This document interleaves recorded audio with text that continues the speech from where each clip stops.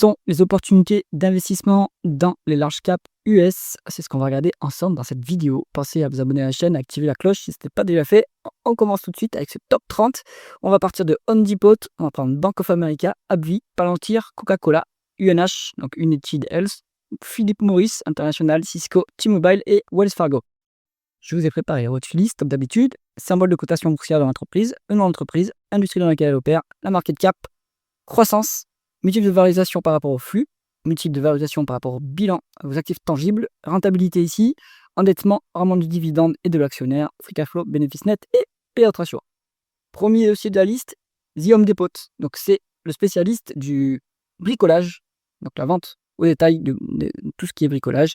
On est sur 370 milliards de dollars de market cap, 7,8% de croissance du chiffre d'affaires en rythme annualisé sur 5 ans. Donc on a une forte croissance quand même sur une forte croissance correcte, moyenne, on va dire, et c'est surtout par acquisition. Les multiples sont raisonnables, on va dire 15, allez 16 en VE sur EBITDA, 25 en PE, 24 en price to free cash flow. C'est pas exorbitant. On a une rentabilité qui est très bonne, 25,3% de rendement des capitaux investis, c'est excellent. Regardez le rendement des fonds propres, 300% de rendement des fonds propres, ça veut dire qu'ils rachètent des actions, mais à tour de bras, à la peine. Hein. Puis en plus, derrière, ils annulent ces actions, hein, donc ça booste de façon énorme le rendement des fonds propres. 2 ou 3 fois les bidas en dette nette, donc attention qu'il y a un peu de dette quand même, ça c'est à chaque fois qu'ils font des acquisitions. Et aussi, à mon avis, peut-être qu'ils financent une partie de ces rachats d'actions avec de la dette, hein, attention. 2,5% de rendement du dividende, 2,3% de rendement de l'actionnaire. C'est pas exceptionnel non plus à ce niveau. On a des free cash flow plus élevés que les bénéfices nets, un payout ratio qui est à 55%, on va dire. Donc c'est soutenable. Home Depot, ouais, ok, allez, c'est intéressant, on va dire, à ce niveau, c'est pas exorbitant non plus. Vous n'avez pas non plus un rendement d'actionnaire qui est exceptionnel, mais on va dire que ça peut le faire en fonds de portefeuille. Bank of America, on est sur la banque numéro 2 aux US, on est sur 369 milliards de dollars de market cap, 3,6% de croissance du chiffre d'affaires en rythme annualisé sur 5 ans, donc il n'y a plus de croissance. Pour une banque, on regarde le ratio coût-bénéfice. On veut quand même être en dessous de 10, mais aux US, ça n'arrive jamais sur les banques qualitatives. On est sur 15 en PE du coup, et on a une décote sur actifs tangibles, on n'en a pas ici. Donc pas de marge de sécurité, un rendement des fonds propres inférieur à 10, ça c'est pas bon. Avec une banque, on est tellement leveragé qu'il faut un rendement des fonds propres qui soit à minimum 10. Là, c'est pas le cas. 2,1% de rendement du dividende, 6,7% en rendement d'actionnaire. Il y a des rachats d'actions, je pense qu'elles sont annulées ces actions derrière, donc il faudra vérifier. On a un payout ratio à 34%. C'est soutenable à ce niveau, mais je trouve que c'est trop cher et c'est pas assez qualitatif, Bank of America, donc plutôt à l'écart. Avant de continuer, si jamais vous cherchez un portefeuille d'investissement passif et performant, cliquez sur le lien en haut à droite de la vidéo. On continue avec AbbVie. On est sur notre biotech numéro 1 aux US. 334 milliards de dollars de market cap, 11% de croissance du chiffre d'affaires en rythme annualisé sur 5 ans. 14 en VE sur EBITDA. Oula, il n'y a pas de bénéfice par contre. Et on est à 22 en price to free cash flow. C'est pas si cher que ça, on va dire. C'est raisonnable comme valorisation, si on met de côté le PE, hein, évidemment. 26,6 en rendement des capitaux investis, ça c'est bien. 2,7 en dette nette sur EBITDA. Donc là, ils ont dû faire une acquisition récemment pour que ça soit aussi élevé.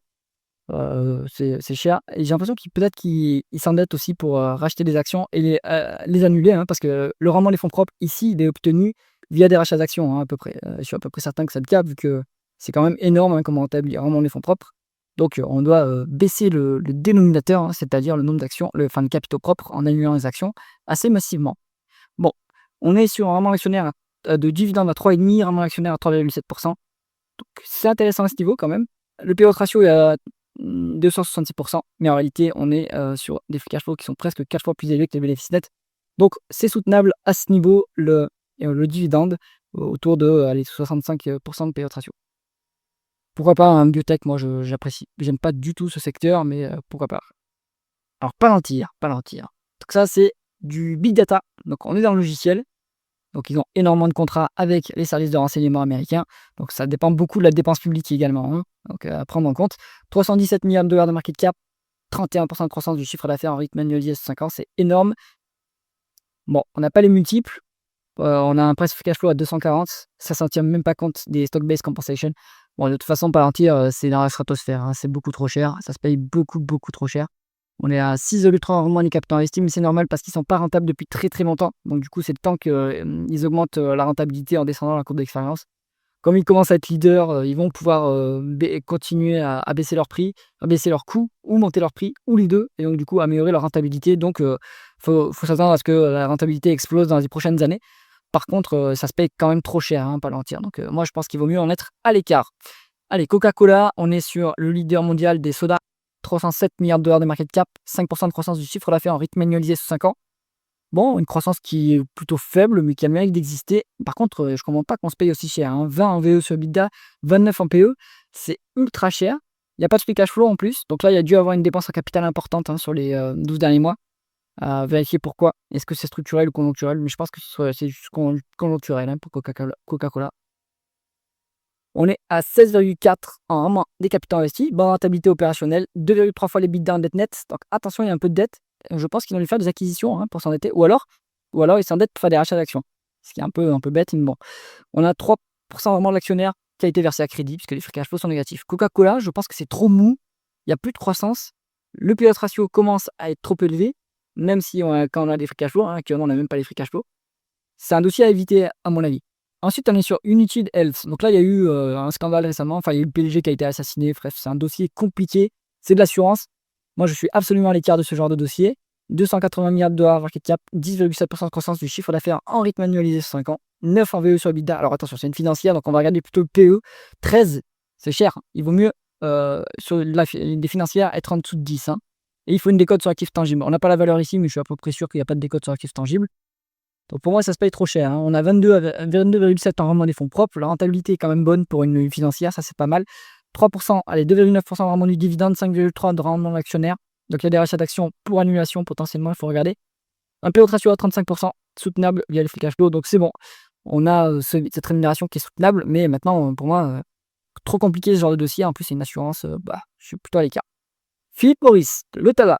Donc leader mondial, hein, du tabac, je pense. 278 milliards de dollars de market cap, 5% de croissance du chiffre d'affaires en rythme annualisé de 5 ans. Il trouve des relais de croissance liés à la cigarette électronique. Donc pourquoi pas, hein, pourquoi pas. Maintenant, il ne faut pas s'attendre à ce que ça soit flambant, hein, comme croissance. 19 en VE sur EBITDA, 37 en PE, 27 en presse free cash flow. Honnêtement, ça se paye trop cher pour le business que c'est. Alors, il y a toujours des risques. Non, rien. Enfin, on va dire qu'il y a moins de risques, hein. Maintenant, c'est tellement régulé que de toute façon, il n'y a plus de procès dans le tabac, hein, c'est fini. C'est archi régulé, c'est un marché administré. Donc, en fait, les entreprises qui sont déjà dans le marché, elles sont protégées via les barrières à l'entrée parce qu'il n'y a pas de nouveaux entrants qui rentrent sur ce marché. Donc, ils se partagent un peu le marché, mais toutefois, il n'y a plus de croissance. Bon, la rentabilité est quand même assez exceptionnelle, hein, 27% de rendement des capitaux investis, c'est excellent. Mais bon, ça se paye trop cher à mon goût. 2,6 fois les l'EBITDA en dette nette, c'est un peu lourd comme endettement, hein, attention. 3% de rendement du dividende, et pareil en rendement de l'actionnaire. On a un payout ratio qui est à 109%, mais les free cash flow qui sont quand même bien plus élevés que les bénéfices nets, on doit être à 80-90%. Bon, c'est soutenable et ça restera à ce niveau, le payout ratio, puisqu'il n'y a plus d'investissement à faire. C'est très mature, donc en fait, ils rendent tous les bénéfices en dividendes aux actionnaires, et c'est normal. Bon, pour moi, c'est maintenant beaucoup trop cher, hein, Philip Morris, pour que ça soit intéressant à ce niveau. Il fallait apprendre l'année dernière quand les multiples étaient beaucoup plus bas que ça. Cisco Systems, le leader mondial des routeurs pour tout ce qui est réseau, 275 milliards de dollars de market cap, 2% de croissance du chiffre d'affaires en rythme annualisé sur 5 ans. Ça bouge plus, il n'y a plus de croissance. 19 en VE sur EBITDA, 28 en PE, 21 en price to free cash flow. Ça se paye cher quand même, chaud. Pour une boîte qui n'a pas de croissance, après la rentabilité est très bonne, hein, 17% de rendement des capitaux investis, c'est bien, 0,9 fois les l'EBITDA, le bilan est solide, 2,4% de rendement du dividende, 5% de rendement de l'actionnaire. Intéressant, donc ils rachètent des actions, on a vu des annuls derrière, on a un payout ratio qui est un peu élevé, mais c'est normal, c'est très mature comme boîte, et les free cash flow sont payés avec les bénéfices nets, donc c'est soutenable à ce niveau. Bon, pas très intéressant comme dossier, hein. Maintenant, on peut en fin de portefeuille pour du dividende qui monte tranquillement, pourquoi pas, hein, mais je pense qu'il y a mieux à faire quand même. T-Mobile, donc là, on est sur les télécoms. T-Mobile, si je ne me trompe pas, c'est une filiale de Deutsche Telekom aux US. On est sur 273 milliards de dollars de market cap, 13% de croissance du chiffre d'affaires en rythme annualisé sur 5 ans. C'est fort, hein, comme croissance. Donc ça veut dire qu'il y a une acquisition, hein. En organique, on n'a pas à ce niveau du tout de croissance, hein. 10,5 en DE sur EBITDA, 23,5 en PE, 18 en price to free cash flow. Il vaut mieux regarder les free cash flow, puisque c'est une boîte qui est mature et qui ne réinjecte pas, qui structurellement dégage du cash, hein, maintenant. Donc c'est pas hyper cher, hein. Après, c'est des multiples de télécom, hein, donc c'est-à-dire que le secteur se paie à ce niveau-là. C'est pas hyper cher. 8,3 en rendement des capitaux investis, convenable pour une boîte qui est intensive en capital. 3 fois les l'EBITDA net net. Bon, sur une télécom, c'est sans problème, hein. Les télécoms, c'est, pas s'endetter à 5 fois les l'EBITDA sans problème, puisqu'ils ont beaucoup de visibilité sur les cash flows, donc ils ont des taux d'intérêt en plus qui sont plus bas, donc pas de problème à ce niveau. 1,5 de rendement du dividende, 5 de rendement de l'actionnaire. Donc eux, ils privilégient plutôt les rachats d'actions. Je pense qu'ils annulent les actions derrière. Donc pourquoi pas. On a 30 de payout ratio avec des free cash flow plus avec les bénéfices nets. Donc en fait, en payout ratio, ça a l'air faible, mais ils utilisent quand même beaucoup de free cash flow pour acheter des actions. Donc il faut regarder quelle est la proportion de rachat d'actions par rapport au free cash flow. Bon, est-ce que c'est intéressant T-Mobile? En fait, vu qu'ils ne versent pas de dividendes, mais c'est typiquement un dossier dividende, hein, les télécoms. Donc moi, je pense que c'est pas très intéressant. Du coup, ils voudraient mieux avoir du dividende et moins de rachat d'actions sur ce genre de dossier. Ensuite, Wells Fargo. Donc là, on est sur la banque numéro 3, 272 milliards de dollars de market cap, pas de croissance sur 5 ans. Un multiple de PE à 15, c'est cher. Nous, on veut moins de 10 pour une banque et on veut une décote sur actifs tangibles. C'est pas le cas ici. Rendement les fonds propres à 11%. Franchement, c'est pas extraordinaire hein, pour une banque qui est ultra leveragée. Donc, pas ouf. 1,9% de rendement du dividende, rachat d'actions massif, colossaux, 8,6% de rendement de l'actionnaire. Donc je pense qu'ils annulent les actions derrière. Hein. Pourquoi est-ce que, typiquement, c'est des dossiers à dividendes, pourquoi est-ce qu'ils préfèrent acheter des actions plutôt que verser un dividende? Ça m'interroge, hein, parce qu'un rentier américain, il est content d'avoir ses rachats d'actions, mais en fait, lui, il veut son cash flow régulier, donc il préférait peut-être avoir du dividende. Bon, ça, ce n'est que mon opinion. Payout ratio à 31%, c'est soutenable, mais en fait, il y a une énorme portion des bénéfices qui sont utilisés pour racheter des actions. Donc là, il faut regarder quelle est cette proportion. Bon, dans cette liste, je trouve pas de dossier hyper intéressant. Il y a Home Depot qui peut être pas si mal, on va dire, dans une stratégie dividende croissant. Je suis pas un fan de la stratégie dividende croissant parce que ça va vous faire aller sur des dossiers qui sont, on va dire, en phase de maturité. Donc du coup, vous n'avez pas de croissance du capital et vous n'avez pas un niveau de dividende qui soit très intéressant. Tac, qu'est-ce qu'on peut regarder? T-Mobile, pourquoi pas? C'est dans une optique, mais même pas, ça se paye un peu cher en termes de multiples. Donc en fait, j'ai pas forcément de dossier hyper intéressant, là-dessus. Si vous avez un avis divergent, dites-moi ça en commentaire. Si cette vidéo vous a intéressé, mettez un pouce vers le haut et pensez à vous abonner à la chaîne. À bientôt.